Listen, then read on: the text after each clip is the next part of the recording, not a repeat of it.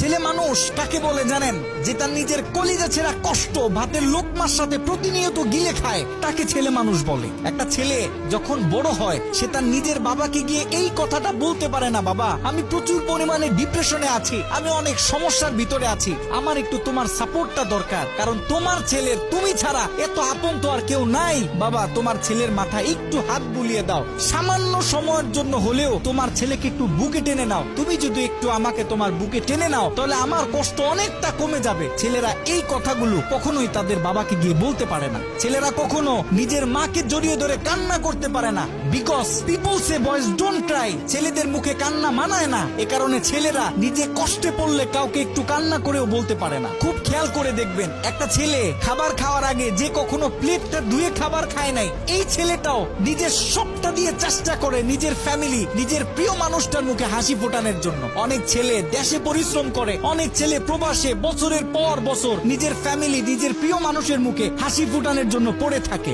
দিন শেষে ছেলেদের মুখে হাসি ফোটানোর মতো কাউকে পাওয়া যায় না। আমি মনে করি boys are the best actor in the world. এই পৃথিবীতে ছেলেরা হচ্ছে সব থেকে বড় অভিনেতা, কারণ ছেলেরা নিজেদের বুকে হাজারো লক্ষ কষ্ট পুঁতে রেখেও মুখে হাসি নিয়ে চলে, কারণ সে জানে আজকে আমি যদি ভেঙে পড়ি তাহলে আমার পুরো ফ্যামিলিটা অস্তিত্বহীন হয়ে যাবে।